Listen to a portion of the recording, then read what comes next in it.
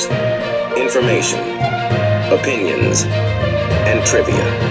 From the cowboy that knows, please welcome Cowboy Ron.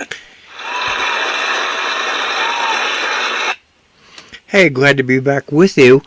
Tonight I want to share some more when I was a tour guide. Our playlist on YouTube on that is Cowboy Ron Remembers. And for those people just joining us, I worked in D.C. tour guide for 45 years before I moved to Arizona. And I lived in Washington, D.C., and we had a canal called the C&O Canal, standing for Chesapeake and Ohio.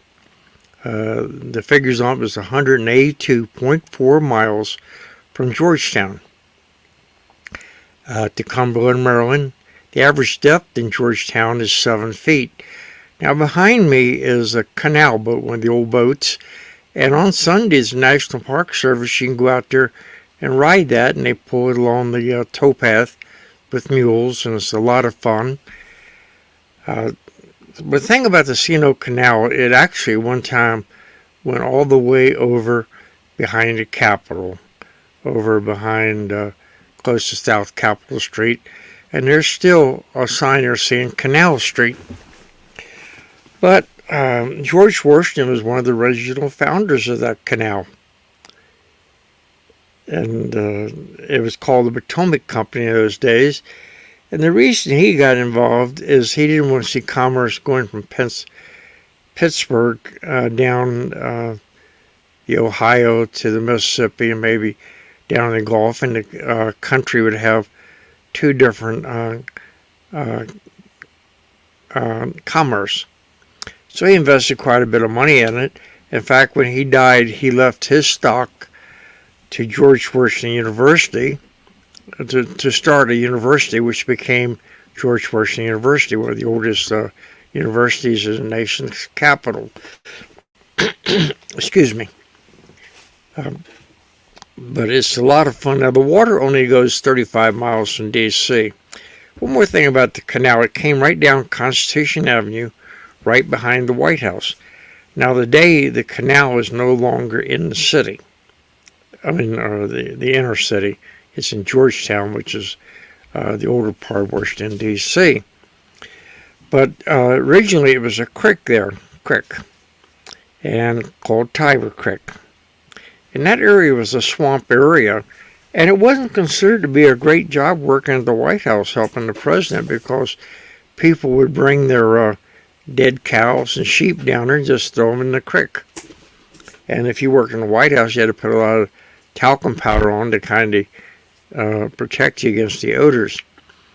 But along the canal, I've walked from Washington, D.C. when I was in my 20s up to Point of Rocks, Maryland, about 75 miles.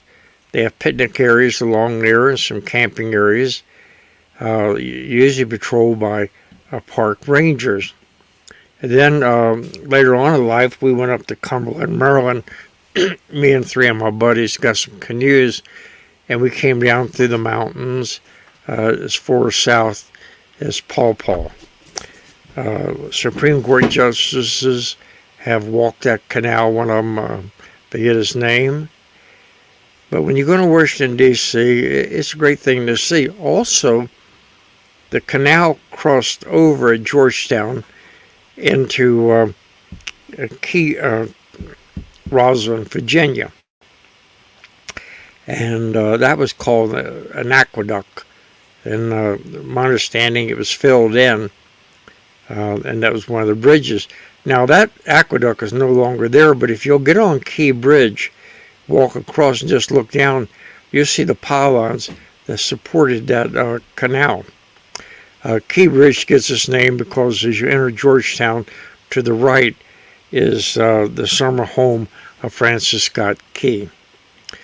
Well, I enjoyed showing that to people, and it was nice to walk along. You can rent bikes, and it's a very safe environment. You can go on up a little further, about 10 or 15 miles, to Great Falls. It's not as big as Niagara Falls, but it's still very impressive. I guess one more thing I would tell you about the Potomac River that runs alongside the canal it's tidewater all the way up to the Georgetown area. That becomes fresh water. Okay, this is Cowboy Ron saying so long, and we'll see you later on.